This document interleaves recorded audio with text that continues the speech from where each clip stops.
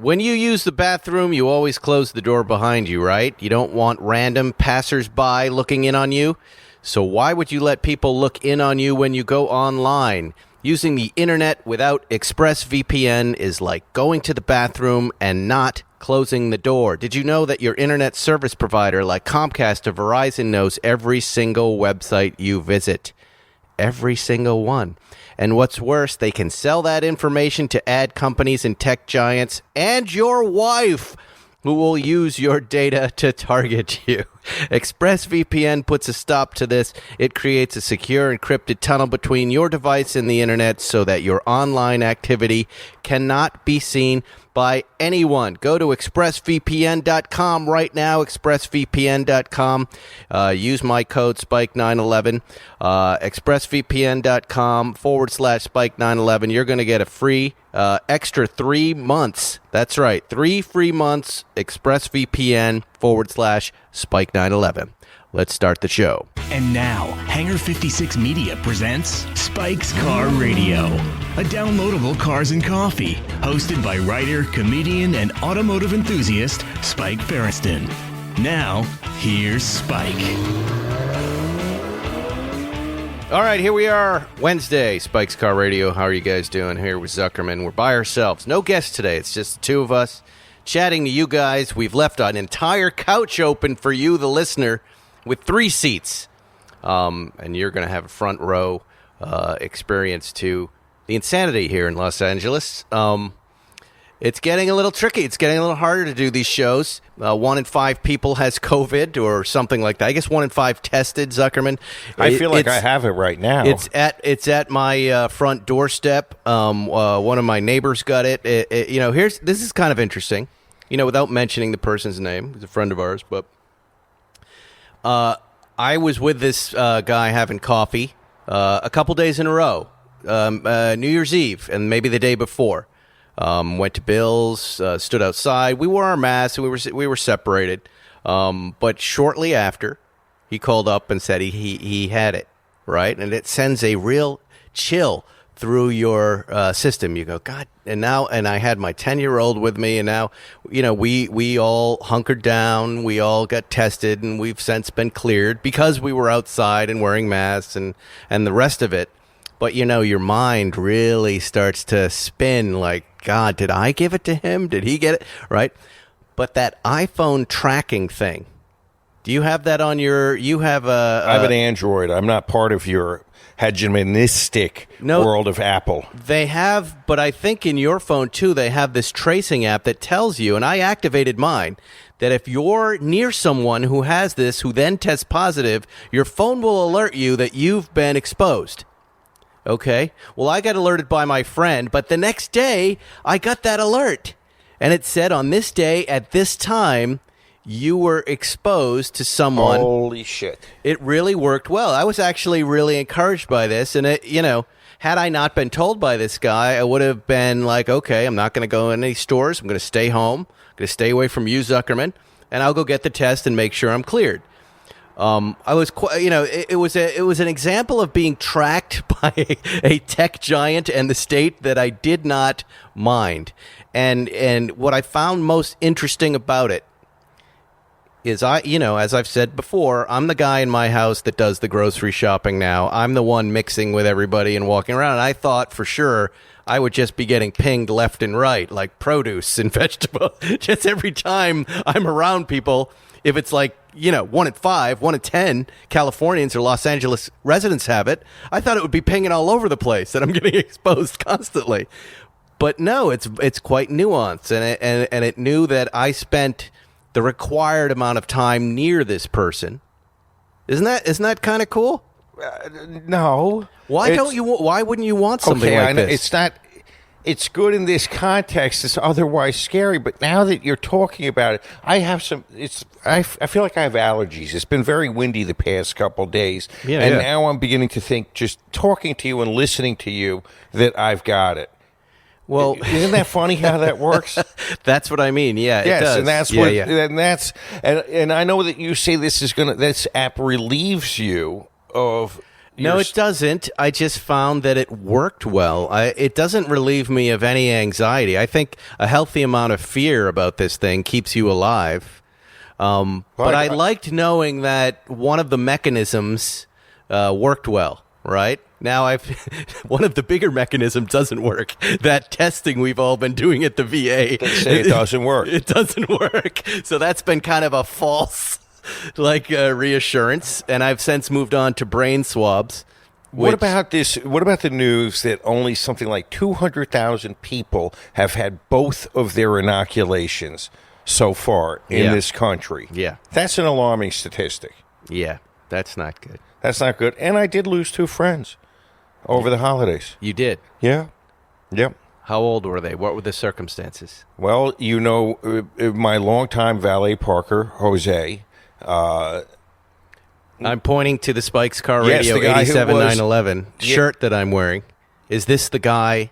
Yes, my valet parker, the guy who was there for when the wheelman, the meth man, stole the silver 911. Wow. He passed. That's Jose sad. passed. Oh, man. And he was in his 50s. He did have Really? diabetes. Right, yeah. But it's very sad. And then I lost another friend by the name of Cass.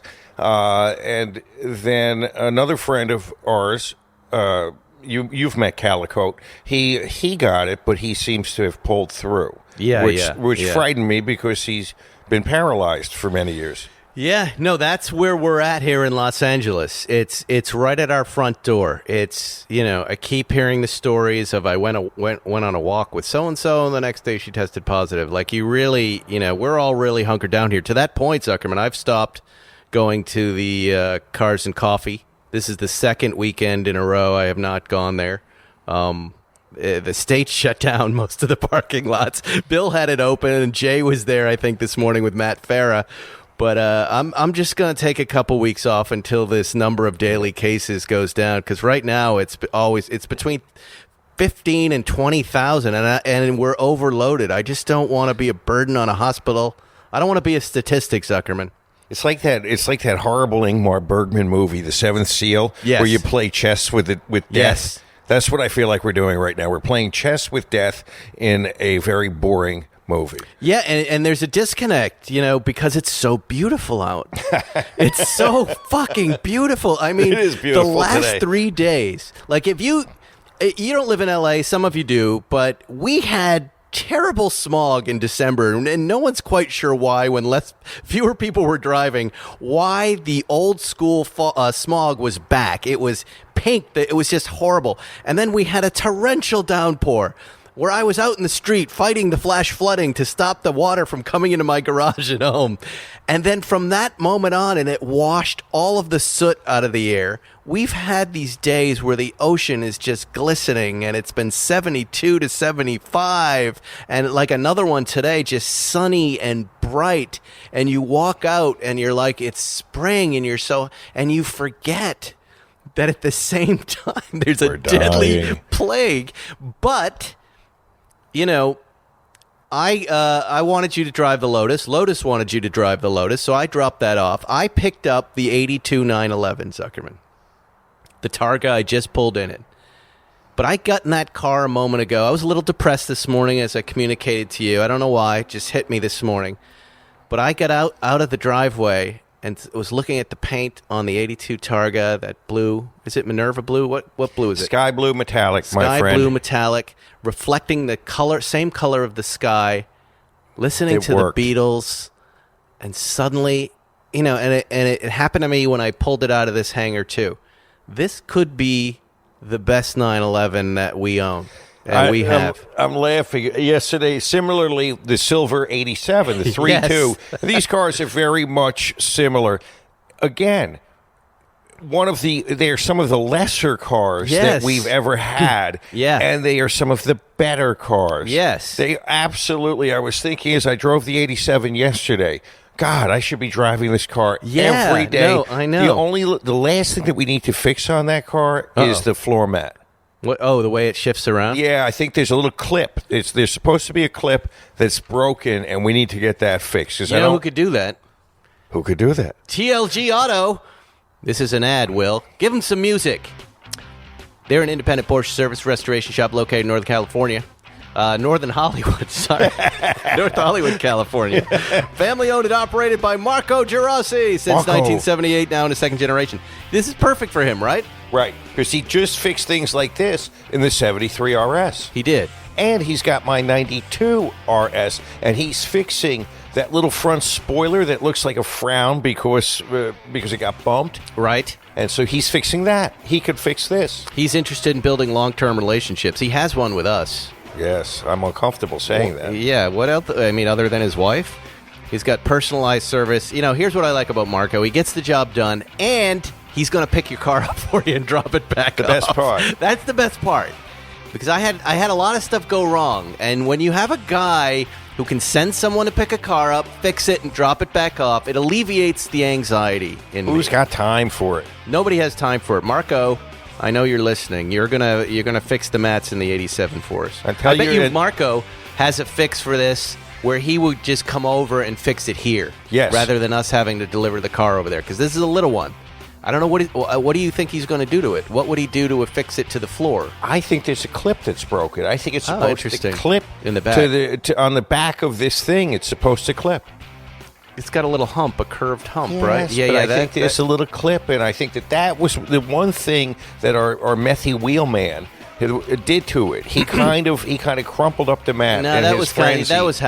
That was happening. I'm going to blame it on him. Yeah. Or I can blame it on you, but I'd rather blame it on him. It's insane that guy is still alive, and our valet last guy. I saw him, he was still alive. I haven't seen him. Anyway, he could well be dead. Marco's website is tlgauto.com. tlgauto.com. Go there. Thank you, Marco. And Marco, well, you're listening. Tell the tow guy he should wear a mask. Tell who? The tow guy. He doesn't wear a mask? Well, I didn't see him with a mask. I'm not saying he's an anti-masker. I'm saying that that he didn't have his mask on. I told you I probably caught it from him. I went into the El Pollo Loco, and there were three gentlemen there without masks, and I turned around. I had a fun time going into this really bad little, what do they call little shopping mall-y things? What do they call Mini mall. Mini mall, not mini mall, the little, Food court? Food court, whatever it is. The kids wanted fish and chips, and I'm like, where am I going to get that? And I went to this really horrible fish and chips place, and met quite a selection of humanity in my, let's just say my wife's BMW really stood out in this parking lot, and I had fun. It was a lot of fun, and I started getting crazy. Like, I'm going to order food from all these places.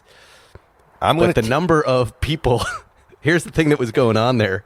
This was there was a huge homeless population occupying all the stores, so that's why nobody had masks. And they kept scaring me out of the places I wanted to go into.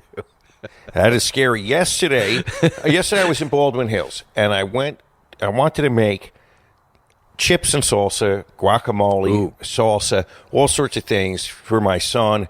We were together, and so I went into the Superior grocery store, and you've probably never been in one, Ferriston. It's a lower end supermarket. Well, I've been in the bodegas in New York and those types of places. This is a big supermarket, and I have to tell you, there was a mass of humanity there. Yes. And these are the kind of people, the families with 2 shopping carts filled with food for their giant families. And I'm used to shopping at Bristol Farms, right? This little kind of hoity-toity market that's in my neighborhood in West Hollywood. And so I got my stuff. I got all of my things. And there was really no social distancing there. I may have caught COVID yesterday there. I'm worried about it. Nevertheless, the point of the story is... Did you have your mask on? Yes, I did. But still, I told you I have a little stuffy nose today, and I'm convinced I have COVID. Oh, great. Yeah, look at you, see? and anyway... I'm backing up right now. And I'm going to 10 feet. He's going to 10 feet. And so, listen, though, I put all my stuff up. I took out 220s to pay for this because I'm used to Bristol Farms. And the lady said to me, that'll be $4.37. It's greatest. It's unbelievable. Yeah, I'm like, holy shit, food really is cheap. I just insist on paying. Food is cheap, but the stores around us are grinding us. Grinding us. You know, Trader Joe's, it's funny. When I first moved here, I had this really old landlord who worked in the the OSS, is it? The predecessor to the CIA. Mr. Correct. Ben Potts. He was a great Ben guy. Potts. Ben Potts. Not his real name. No, that was his real name. Are you sure? Yeah. And he owned Gary Cooper's house near Runyon Canyon. Uh-huh. And then L.A. was empty, and there was a little sign in the front yard that said "Rent it for $2,500." And I was like, "Holy shit! I'm gonna love L.A. That's what I'm paying for my little apartment in New York." And I lived there for the Seinfeld years. Right. And Ben, there are two funny things about Ben. He's like, "Well, what do you do?" And I go, "Well, I'm a writer." And he goes, "Well, it's a tough business." And I could tell he was worried as the landlord. And I go, "Well, he didn't really understand that I had been working in New York, but he was right. I was completely unemployed. I cut ties with Letterman, moved there, and just said, I'm going to live here, get a car and a dog. I really wanted a car, and I really wanted a dog, and those two things, and some beach driving. And about a week in, I was living at the Chateau Marmont. I got hired on Seinfeld. Which blew Ben Potts' mind. He goes, I can't believe that you've gone from nothing to the #1 show on television. I'm so impressed with you. And I'm like, well, Ben, it's not he was an older guy. I couldn't wrap his head around that I was somewhat established and knew. Anyway, he would talk about, he'd call and come by, and I really love this guy. He was such a great guy. He'd say, he'd call me and go, hey, do you go to Trader Joe's? Do you know what Trader Joe's is? He goes, they have the best. Best peanut butter ever. He would call me like once every couple of months to tell me they have the best peanut butter. Give you intel. Mr. Ben Potts of the OSS giving you intel. Oh, he was great. And then he'd say, how's the house? And I go, the house is amazing. I love living here. Do you need anything? He goes, well, there's no garage. He goes, I'm going to build you a garage. And then he built this giant 2-car garage at the end of the upper driveway. What an amazing guy this was. Now I'm with him on the Trader Joe's peanut butter. I've been doing the shopping like I started off saying when I never have done this stuff before. Okay. And Jack and I are really into peanut butter for protein shakes, and boy, was Ben Potts right. Not only the best peanut butter, but like you say, you walk out of there with a shopping cart full of groceries and they go $60, not $300 like Whole Foods. And you get your food. Jeff Bezos. Do you think Ben Potts is still alive? I know he's not. He died. He died a while back. His family's still there. But there's so many. It's such an interesting guy. It was just such fun years in L.A. at that time because there had just been an earthquake a few years before. The place was empty, and you could pretty much buy and do whatever you wanted. Do you realize that there was probably in '94? I don't think there was a Whole Foods. There was an Erewhon Market. And there was a Mrs. Gooch's, and then there was Chalet Gourmet on Sunset. The Chalet Gourmet, right. That was the place we used to go. And Carl's Market on Doheny. Right. And Bristol Farms was Chasen's. Yeah, you'd see Warren Zevon at the Chalet Gourmet ordering the steak, and, that was about it. I can't remember if there was... No, there's Rock and Roll Ralph's. Yes. There's a beautiful Ralph's there now, but the Rock and Roll Ralph's... was really something. That was great. Lots of humanity, lots of rock and roll, lots of craziness. Do you remember... And I would sit in my house and hear it. At night in Runyon Canyon, people would go up there with their guns and take target practice. I don't remember that. And I would hear it, and I go, what the hell is that? And they'd say, oh, that's just gang members up there using their guns and doing some target practice. And I would be going, oh, my God, what? I went into Rock and Roll Ralph's once. It must have been the mid to late 80s. It was about midnight, and yes. I saw this guy, my coworker, mincing through the Ralphs in his short shorts and high heels with his makeup on, and boy, was it a surprise for the two of us. And we never talked about it. You never spoke about it? We know, of course not. What was I going to say to the guy? I saw you in drag. We just pretended. Neither of us ever saw each other there. Never happened. Does he still work for you? He didn't work for me. We worked together. We were both law clerks, and he had a sequin top and short shorts and high heels and makeup. And that was the last bit of anonymity we all had before everybody had a phone. You really could still kind of get away with stuff and, mob, as you will, and enjoy yourself without really having to worry. But it was also much... I mean, I remember having a shotgun pointed at me right at Hollywood and Highland from a car. I was in my Cougar XR7 convertible, and some gang members pulled up next to me and called me some sort of gay slur. And I went, oh, yeah, that's me, Mr. Gay Guy in a Cougar XR7. And I was like, ha, ha, ha, I'm so gay because of this beautiful car.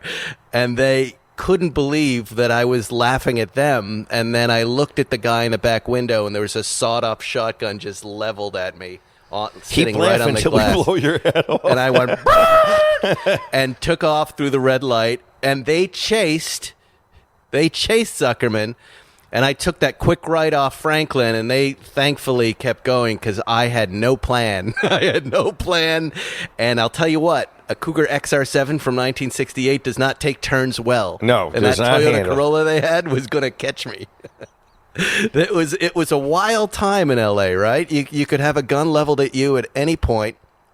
Right before I moved from that house on Franklin, I remember sitting and watching TV with my fiancée, now wife, Erica, and right outside, right where you're sitting, there was a glass window, a beautiful little glass window. It was a craftsman-style house, California classic house, and I just saw a muzzle flash right outside the window. Boom, boom, like that. I went to the window, boom, boom, boom. Somebody killed somebody in a car, like right there, and then took off. Or not. I don't know what happened, but I know someone was shooting an automatic or like a Glock or something in a car. It was wild. Those were the days. And I turned to Erica on the couch. She goes, and I go, it's time to move. We got to go a little more west. It's getting a little nutty. You know, fun times, though, when I think about it. Remember the story of the guy running out at midnight? I'm coming home from Seinfeld. Cop comes, just a man comes out of my driveway and points his revolver right at me. And then goes, oh, sorry, cop. I chased a hooker into your yard. He's doing you a favor. That's my girlfriend. Okay, thank you. Yeah. Anyway, good times. We're happy to be with you guys. I want to talk about that Ducati Panigale V2 for a moment, Zuckerman. Oh, wait. Before we do that, you took off in the Lotus. Yes. This morning, right? Even though we didn't go to Cars and Coffee, you went to have coffee with Moise. I was accused of being a Moise by many listeners because as I was dropping food off for my neighbor who can't leave the house because he's got COVID right now, he has a really steep driveway, and I remember scraping, but I never looked. And I came the next morning to drop that Lotus Evora GT off for you, doing about 100 on right. 405, and then got it to the hangar here and looked down, and the chin spoiler or the piece of rubber was completely detached from the car, a la Moise. I was Moise in that situation. Mowed it. Your guys next door, what are they, Euro spares? No, Superformance. It screws in and out. Luckily, it wasn't damaged. They fixed it? Yeah. Nice. Well, I called Lotus, and they said it's got screws. You just put it in, or you can just tear it out. And I said, I don't want to tear it out. You should have torn it out. But they lent me a screwdriver. I couldn't. The more I turned it, the more the screws went in. It was bizarre. And then, you can't get under there. So I just asked them to reattach it. They did it right there for us. You drove the car, but thank you, Superformance. And this morning, you got into it. What do you think? Okay. Let me start with the high points. Okay. There were moments in my drive to Malibu and back where I had moments of perfection. There were some moments on PCH where I was all alone, and it was fantastic. And there were some moments when I was on the freeway where I knifed traffic so effing hard. I just knifed through the smallest points with the best roar. Right. And I really was liquefying everybody. Now, I want to stop you right there because I noticed I was driving like that in this car, too. It is a perfect way of putting it. I was knifing traffic. Is it because what I suspect is not just the speed, but the smallness of the vehicle? Well, of course, yes, because I saw in between the number 2 and 3 lanes. I was in the number 3 lane, and there was what would to everybody appear to be no room, but to me in that car, I saw a perfect angle of attack, and I did. I attacked that angle. I knifed right through it. I'm sure these people hated me for doing what I did, and it was fantastic. And I knifed it so hard that one of the Dodge Hemi boy got so excited. I saw him flare up, because those guys, their blood gets up easy, and he was after me, and that was great. And so it really, there are moments in that car that are perfect. For me, they're too far and few in between, and what's left over for me in between those moments of perfection is frustration. Why do you get frustrated? The visibility kills me. The lack of visibility really kills me in that car. But you do have, you can't see the little throttle body moving. Doesn't that yes, help? Yes, that's it. When you look in the rear view mirror, I don't know if you recognize what I was doing on Instagram. I know exactly what you're talking about. That was kind of fun. You see the linkage to the gas pedal. Yeah. You are in a little space capsule where you can't see behind you, and that's a little bit worse. Of an issue. It's like it takes everything that I dislike about Ferraris and multiplies it. Right. The A-pillar feels so close to my left eye peripheral vision. The roof of the car feels like I'm looking. It impacts my vision. I feel like I'm looking through a machine gun pillbox. Front-wise, there's some nice mirror to this side, which you have to adjust constantly depending upon driving conditions. And in the back, those freaking louvers. And for a second, I really enjoyed seeing the throttle cable pulling, and then I realized that was just a cheap trick to try to buy me off of. Oh, I don't think so. Yeah, no, I like that. Do you like the little miles per hour in the center slot in between the two gauges? I do. Of course you do. I love bothered that. me too. So, well, it's a slightly irrelevant thing to pay attention to, and you see it. It's right there. It's not right there. So I don't know. If I could tear the top off of the car, if that was an open car, yes. If that was an open car, it would be much better. I'm not going to disagree with you on any of that stuff, other than all of the things you mentioned I like. Exactly. And here's, and it's such a funny car. Well, first of all, and I think we said it last week, this iteration, this latest version, I feel is the best version. And a lot of that had to do with just simply giving me some sound and a radio and some access to data on my phone, which I've said a million goddamn times. It's not important just to me, it's important to everybody. When I did Car Matchmaker, one of the things I learned about people buying new cars is connectivity happens to be right up there in the top 3 of things that they want. And then it's other stupid options you wouldn't even think of, like sunroofs and the rest of it and cup holders. But connectivity is quite important to me, because I don't want to be thinking about my phone in the car, but I need my information. I need Waze. I need to roll calls. I need to be able to speak my texts. I want to be able to do that stuff easily so I can enjoy the drive, right? So that little addition in the little stereo that they put in there improved it for me.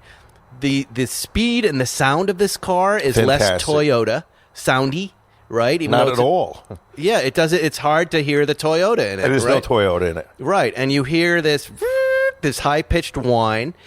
The visibility is It's not good. I don't know how you get around that, because there's a big fat engine in there, and the louvers, I think, make the car look cool. And the exterior styling of the car in this color is wonderful, and the world really likes it. Here's why I'm going to fall on the big pro side of this car.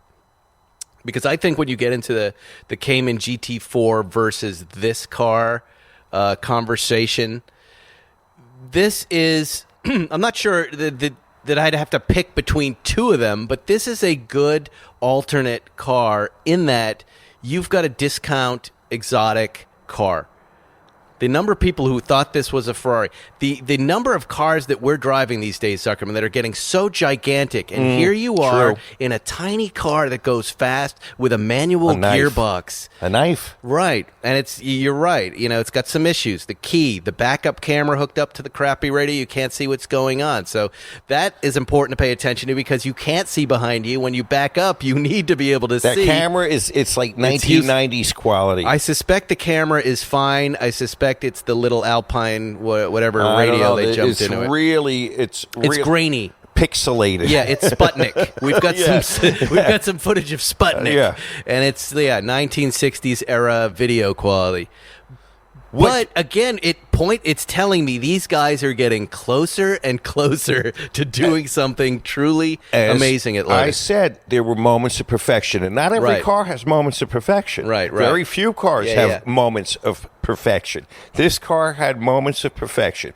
Yeah, the key's stupid, and the fact that the starter button is on They know that. The starter button's on the left, the key's on the right. Stupid. Okay, we're done with the stupid of that. It's you can get used to it. If it was listen, if that you can't get used to it. You can't get used to it. If Look, it was when Tesla's letting you get into a car and knows that you're ready to drive and you don't have to do anything, think of how many degrees away from that this car is. Yes, this is back to 993 drive block. It's dumb. Yeah.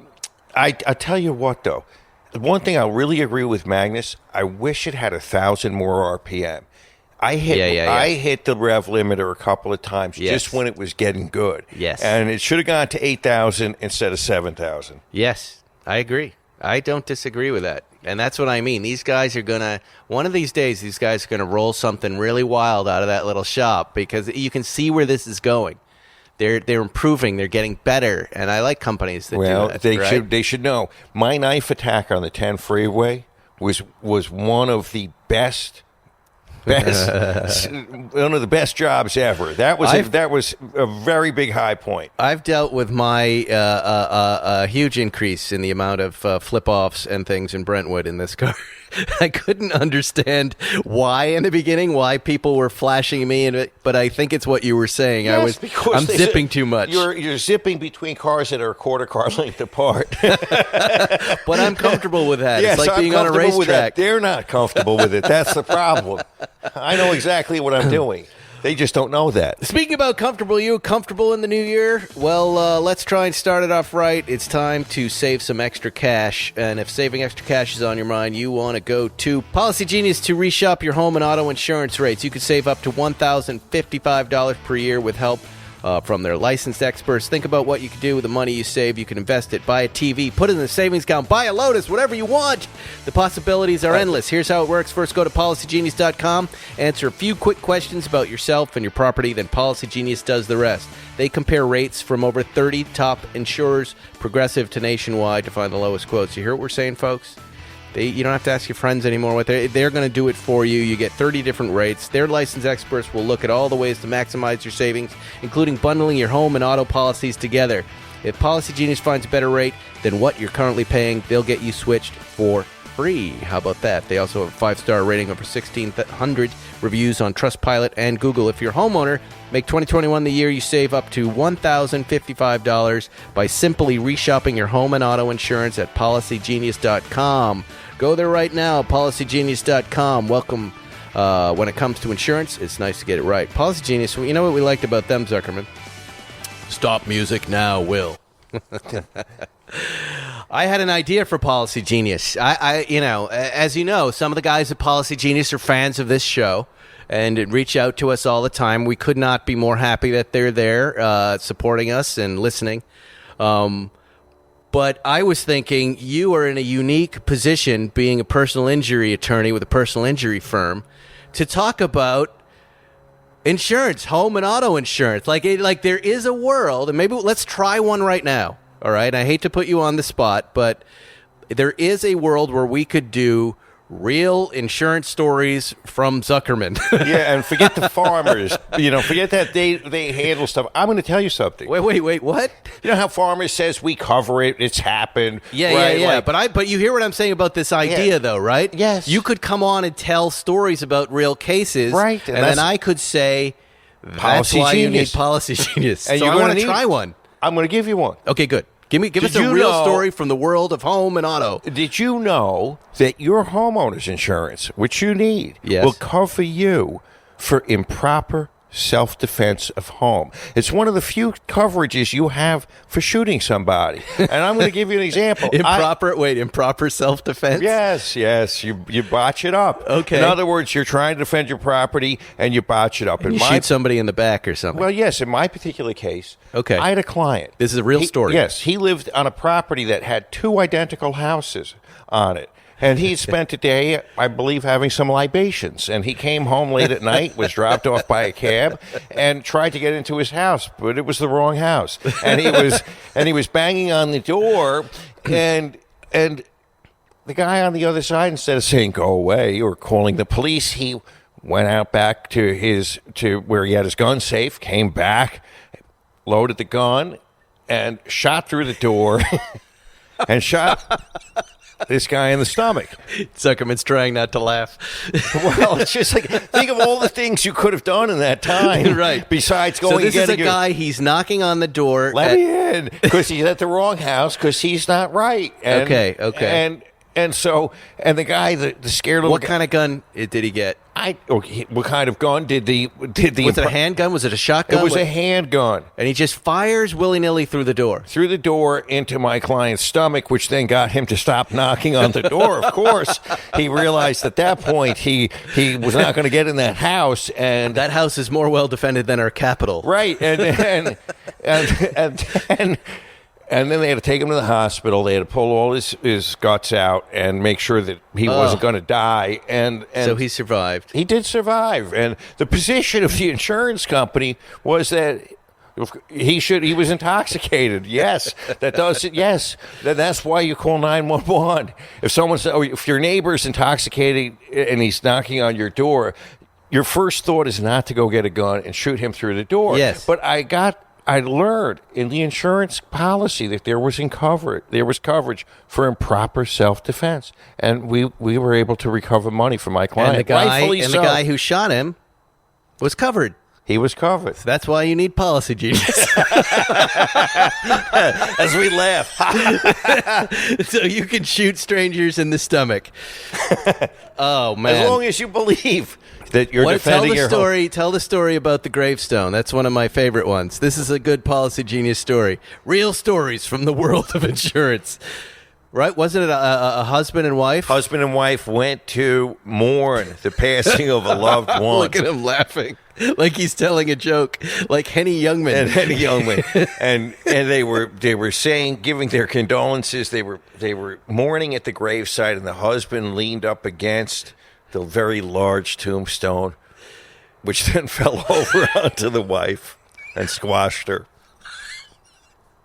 Oh, my God. Yes, they're supposed to be anchored, Ferriston. You're supposed to be able to sob on the headstone, on the monument, without it falling over and squashing somebody. So they're there paying their respects, and the husband leans on the stone and kills his wife, too? She didn't die. She just got squished. Oh, my God. Policy Genius. She just got squished. So, wow.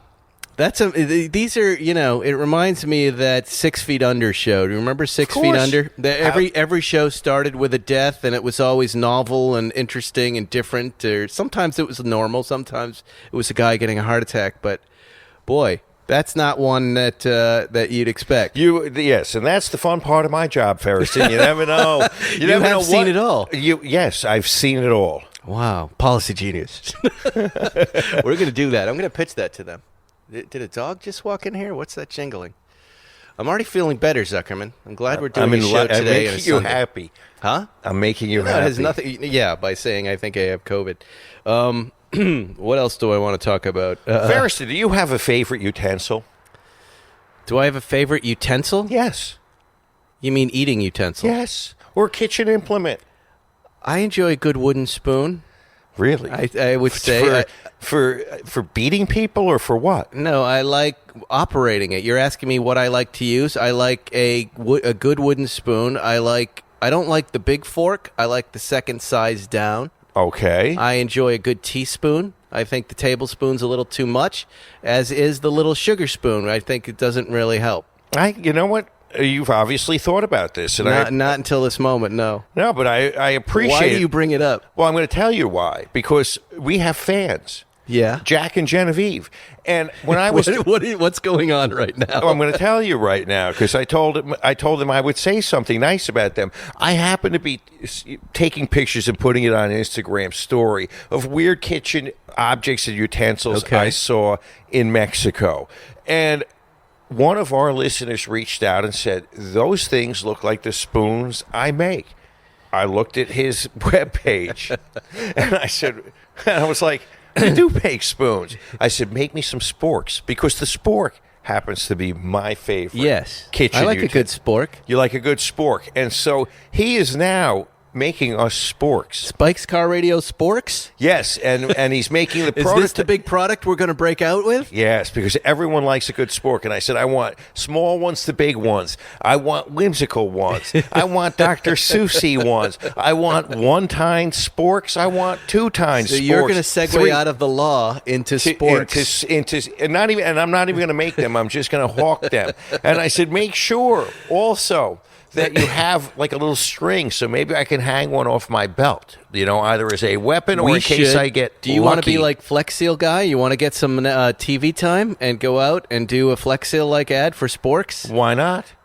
And then we can get our makers, we can get Jack and Genevieve to help us. But we need to come up with some sort of visual. Like, Flex Seal guy, he saws a boat in half and then puts it back together. Well, I've got my spork hanging off my belt, and I'm walking by, and I see some people with some good food. And I just... So you're going to just eat strangers' food. Why not? With your spork. Exactly. We would sell exactly 2 of those. It's the utensil nobody needs. And the conversation nobody wants. Exactly. How about a Ducati Panigale V2? I think that's more relevant. I've got a list of things that I haven't talked about. And Ducati sent me in a long line of motorcycles the Panigale V2 2021, which I've had so many motorcycles at this point, Zuckerman. This is 155 horsepower, 388 pounds. It's a 955 cc twin cylinder Super Quadro engine. It was a beautiful livery of white with red wheels, very Santa Clausy. And,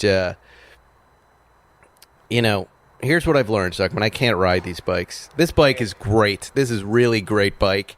And it's super light and super easy, and the power comes on right, and it's a wonderful thing for people under 30. I can't. Can't. I was jamming in it, and I was loving it, and it's everything I love about Ducati: the way it looks, the way it sounds, the way it rides, the balance, the blah blah blah blah blah blah.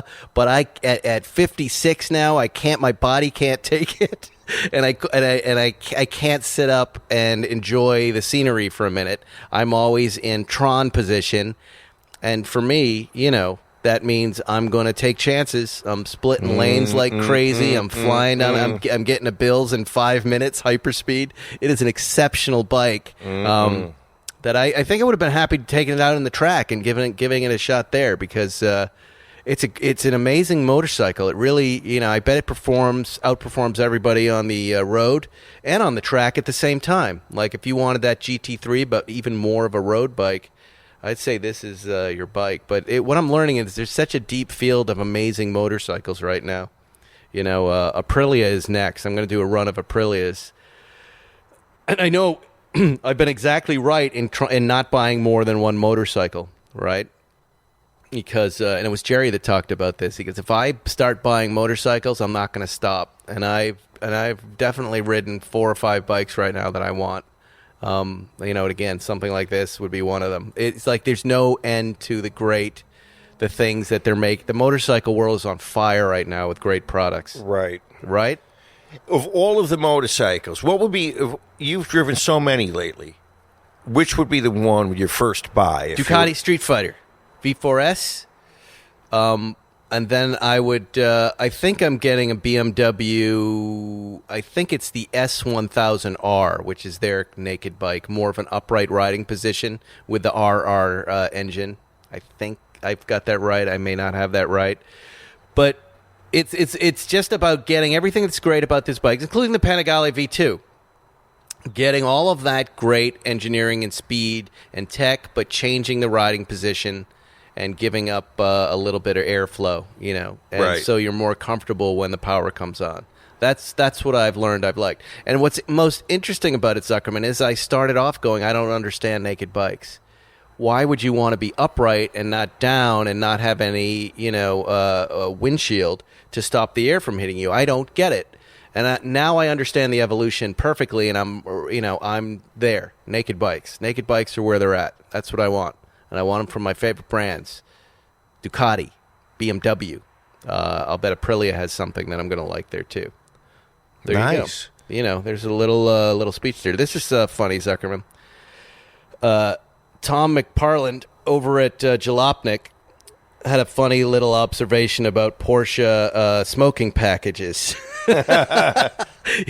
And I'll just read you what he wrote because it really made me laugh. I think it's pretty safe to say that in 2021, smoking cigarettes is no longer an admirable habit. Shoppers almost always want a car that has not been smoked in, never smoked in. You see that, right? So it probably doesn't make a lot of sense that one of the most admired luxury car brands in the world continues to market a smoker package. I have been noticing this and let it go right by, and he is so right. In the grand scheme of silly things car makers do, this is a minor nitpick, but in the past few months, I've had quite a few conversations with buyers of new and pre-owned Porsches who came across a car with a smoker package, and their initial reaction was, I don't want that. I honestly... Isn't that funny? I don't think I've seen anyone in a 911 smoking in the longest time, Ferriston. Who's doing You that? rarely see anyone smoking anymore anyway. Yeah. They use those other vile things to smoke, not cigarettes, whatever those things are, vape pens. I've let that option go by so many times and not really paid attention to it, but it is such an obsolete option that it totally makes sense that if you're going to try to sell this car after a few years, you might have a little bit of a problem because it says to the next guy, I'm a smoker. And a smoker is not going to be trusted. I never smoked in here. Yeah, right. Right. Bullshit. Do you remember the cars we'd have in the 70s and 80s with how many cigarette lighters were in them? Yeah. The Cadillacs had 2 in the back, maybe even 3. Some of these cars had at least 4 cigarette lighters. Did you ever smoke in your cars? Over 20 years ago. Sure, when I smoked. Yeah. I quit smoking on my 40th birthday. Up until then, I smoked in my cars. Wow, I can see that. Yeah. That would have been a Zuckerman I would have liked to have met. I was filthy, a disgusting filthy. human. And you know what? I owe the world a big apology. I'm going to admit to What are something. you now? I'm still disgusting, but I'm not throwing cigarettes out the window. I'm horrified, and I try to make a difference now because I wrecked the world. I threw those cigarettes out the window. And not in your car. Of course. Why would I want them in my car? Yeah, like yeah. every other disgusting smoker. Yes. Right? So yes, they throw the butts out places. Really bad, terrible, terrible thing I did, Ferriston, among other terrible things. Wow, what was that? No idea. Somebody else sent me another interesting article, Zuckerman, that Haggerty wrote. John Wiley, the Wiley Report. Does the color of your car really impact its value? And it was about Porsche colors and what colors sell more, and what color does a color affect the value of your car. The first clear conclusion is that color indeed correlates to differences in value. Across Porsche models, we saw swings of nearly $3,000 above or below average based on shade, with yellow cars tending to earn the most and green tending to earn the least. Interesting. I think this is deeply flawed data, Zuckerman. I would agree because to me that would be exactly flipped. No, I've tried to go through this article and make sense of it. Okay, he's got a little chart here, which I'll show you. I'm going to tell you something. My Go ahead. Yellow cars just don't get driven. I'm going to tell you something. Nobody buys yellow cars, and I agree. But I'm trying to, maybe John can shed some light on how he arrived at these numbers, but. Which color Porsches sell for more? Yellow. Porsches sell inconsistently, but bring premiums when they do. So he's got $2,849 more. They're crunching data of sales that I guess exist, right? But here's what I think is going on. And then look at the little pyramid up here, okay? So you've got yellow, red, and it appears to be silver and orange all above the median line there. So as you get above it, it goes up in value. And blue is below? 10, 11, 1100, 16 to 28, right? That's all adding value on these sales in this data. Then going down, affecting value negatively, blues, blacks, and greens. Now, makes no sense. Makes no sense, right? So what I think, and maybe I'm being unfair to this gentleman by he talks later about sell-through rates, but what I think is happening here is condition is not really being taken into consideration, right? One perfect yellow 73911 RS is going to completely screw up your values, right? Right, of course. Because yellow, as far as I know, is one of the least desirable Porsche colors that I know of. It's just not a car. I mean, maybe Fly. Do they even have a Fly yellow? Yeah. They have a bright yellow. They have Speed. Speed yellow, great. So many of the other yellows are not good, and the softer pastel yellows are not good. The most desired, in fact, we've been talking about this nonstop because of this Lotus. Green is on fire. Greens like this, they sell like that. They're so fast, and now that's a weird data point. And he's talking. Well, there are two data points. Okay, one is the sell-through rate. Let me just finish. One's the sell-through rate, which is actually more in line with what we're talking about. As far as sell-through rate being a car that's up for sale that then sells. Like up the top there, the safer colors. The blues, the silvers are up high, followed by the oranges and the greens, followed by the blacks and the reds, then the whites and the yellows. But I'd also have to say with 911s, you'd have to break it down by generation, too. Because the color palette skews in different time periods. Yes. All of this data doesn't make sense, and maybe I have to have John on to kind of explain it to me, but he's got it also then listed by years. So let's see. How sell-through rate by color has varied over time. The progression shows a massive increase in online sales over time, as well as the dip in the sell-through in 2016 when the bubble in the air-cooled Porsche market started to burst. So 2013, up the top, yellow. At the bottom, least desirable, orange. I don't believe that for a second. Up the top in 2014, green, followed by yellow, and down at the bottom, blue. Yes, nobody wants blue cars. 2015, green and red at the top, black and yellow at the bottom. Do you see how arbitrary this feels? Yes. 2016, green and orange at the top, yellow at the bottom, blues in the back. And then 2018, silver, and then orange at the bottom. What? And then 2020, blue at the top, yellow at the bottom. Okay. I'm so confused by all of these charts. And I wonder, maybe I got it wrong, or maybe Haggerty's got to stick to what they do best. and I've noticed they're trying to get into they're trying to become a thing, right? Mm-hmm. They want to become a destination for content and all other things, and I don't know. I don't know if I buy that brand, right? Yeah, not at all. I don't know. Some interesting stuff. Before I go, I want to talk about Crown and Caliber, my friends, and this Omega Ultraman. Look at this, Zuckerman. What do you think of this watch? It's been a while since we talked about the loaners I take out. But since today we're going to skip the guest, which I'm sure is going to make everyone happy. Why don't we get loaners and send back phonies? What? We'll get the loaners, and then we'll send back fake versions. You want to actually plan this on the air? Yeah, why not? Do you like this watch? Yes, I love do this very watch. much. It's a real. I've been looking at it while we've been podcasting. It's very cool. The Omega Speedmaster Ultraman, and it's got a NATO strap that's black with an orange stripe. So it looks like the dials on both these cars that we started off the show with today, the 87 and the 82. Yes. And let me tell you something. You like it when you're driving and you look at your hands up on the wheel and you see the instrument dials matching your watch. You go, all right, I am accomplishing something that is absolutely nothing. This is exactly the type of stupid crap that we all like, and you will enjoy it. It's good. And when I talked to Jonathan at Crown and Caliber, I said, because I had that weird 37 time zone timer last time, and I didn't really connect to that watch. I thought it was cool, but it's just not what I like. I said, what about this little Ultraman here? I know it's not an expensive watch, but it looks good. I don't even know what it is.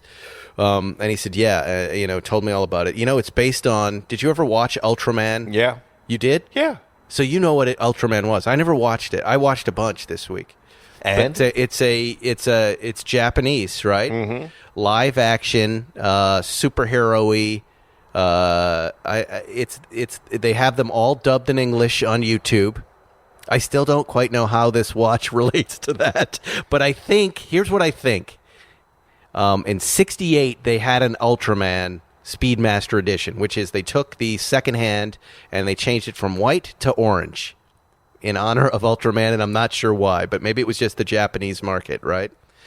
And then these guys who are not unlike Hodinkee, Fratello Watches, been going to their sites for a while. I thought they were this kind of a vintage watch seller. They've really kind of pivoted into, and I'm not sure I have this right, but I think they're the European version of Hodinkee.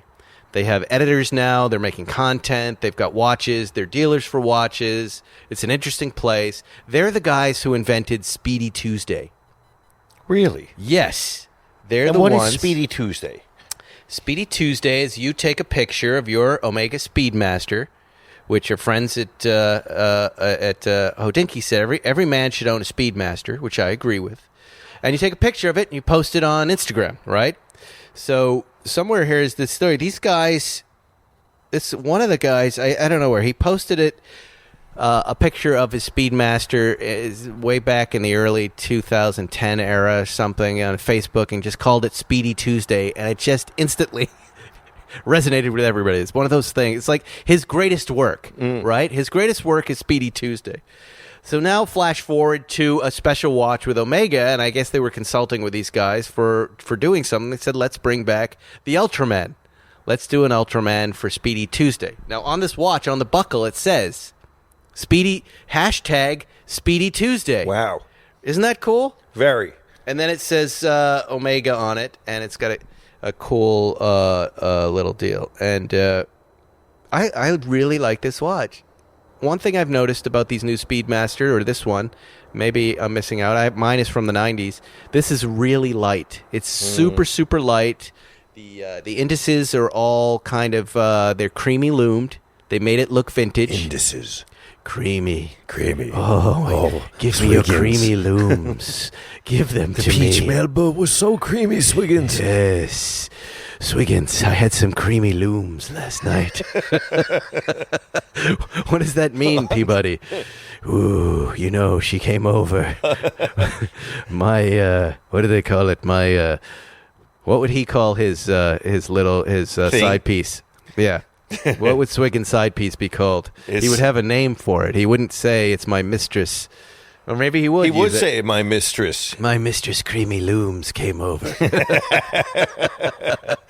and showed me her indices, and they were distressed and aged in a retro fashion.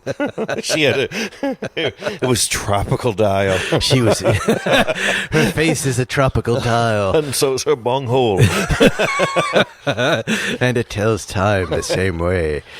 Oh my God, the tropical dial face mistress of Swiggins and Peabody. I wonder if those guys didn't survive the pandemic, did they? Anyway, I like this watch a lot, Zuckerman. And it started me, weirdly, it went the other way. I've started watching Ultraman on YouTube, which I highly recommend the English dubs of Ultraman because it makes you feel like a kid again. It's really great. Bad lip sync. All of the action is little plastic models in a bathtub. And some real footage of like maybe a speedboat flying to the scene. These really good-looking Japanese actors standing on the shoreline talking, but it's not their voice. It's that delightful kind of dubbing.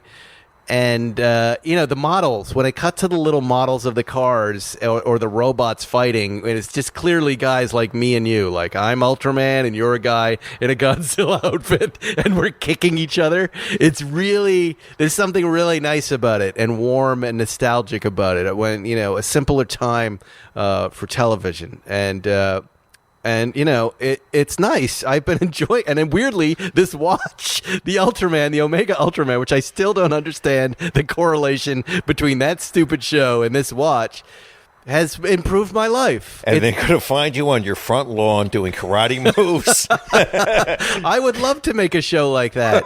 It's like Clutch Cargo. Remember Clutch Cargo? When they would block out the mouth and they put human, it was like an animated face, but the real human mouth talking in it. Yes. Oh, I'm Clutch Cargo. It was great.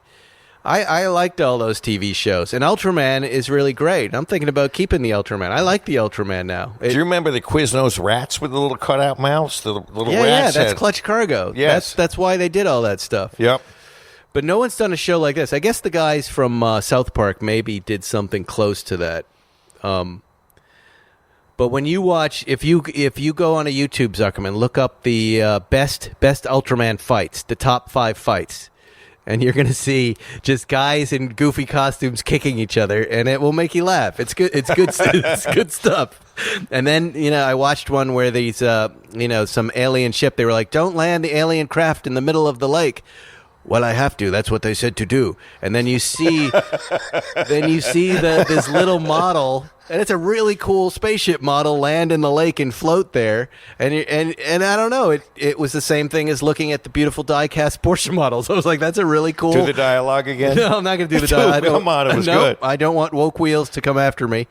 I'm not going to do the dialogue, but I'll do more Swiggins and Peabody if that's all right. Anyway, thank you, Chronocaliber, for sending that watch. It's a good one. It kind of reawakened my love of watches. I was getting a little, ambivalent, a little indifferent, and it improved my life. It made it fun, and now I think of Ultraman and 80s 911 instrument dials when I wear this watch. Next time you see Bob Iger walking by, run out and fight with him like Ultraman. I am Ultraman. Yeah, no. I'm not going to do that, Zuckerman. I want to work. You don't mess with the most powerful people in Hollywood. You just don't do it. Anyway, we've had a good show today, Zuckerman. Different kind of show, just me and you, just chatting with our friends who are listening. It's a tough time for everybody, but we want you to hang in there. We hope you tell me with our shows bringing you a little bit of joy every week, which is nice. Let's hope Zuckerman doesn't die in us. He doesn't get. You don't look like. Here's the thing I've learned about COVID. All right, and I'm obviously not anybody who knows anything about medicine, but the people I know who have gotten this thing, it ain't subtle, and it comes on pretty damn quick. So I don't look like I'm dying? You'll know in a couple hours. Okay. Goodbye, everyone. And your biggest risk is that office, so you got to be careful there. But it's not subtle, Zuckerman. And I relate to what you're saying because my kids feel this every once in a while. I was in that mood. Everybody I talk to in the middle of the night, you feel a chest pain. You're like, shit, I've got it. And so many Americans have it now. It's really horrible. But we're almost out of it, folks. And again, the car. Get in that car. Get out and drive. Roll down the windows. Listen to some, I'm going to the country. Who's that guy? Oh my gosh! Do some more. I'm going to the country. Listen to some of that guy. Woodstock guy. Huh? Woodstock guy. Some Richie Havens. Listen to some Richie Havens. Listen to some Hendrix at Woodstock. Some Santana, and you will love and appreciate your car as it carries you. I think that was Canned Heat through this. Yeah, could have been. Yeah, could have been. You know who else I liked during the pandemic? Did you ever see the girls on Instagram who TikTok dancers? Yes. No, they roller skate to music. I've seen all that. That, to me, is such a cinematic, beautiful thing to watch while all of this madness happens around us. I was getting all of those into my feed, and all of a sudden I'm getting these shuffle dancers, these shuffle feet, like too much footwork. Yeah, I know those guys. Yeah. That group of weirdos? Yeah, man, girls, lots of girls. Just mute it. Just mute them all. Yeah. And they'll bring the other stuff back. But get back to the skaters. I wish I could remember this girl's name. They're down in San Diego. Yes, There's 3 of them. I've seen her. Yes. Erica and I watch them all the time. There's just something about that movement and the tracking shot and the good song that just lets you. It's like it's going to carry us right through this madness, right out the other side. From your mouth to God's ears. As we hit 2021 and the world Gets better. What was that? I was gonna show you the dancing girls. Well, show me after we're done. That's our show this week. If there's anybody oh man, I know. You're I'm like a spaz. fats.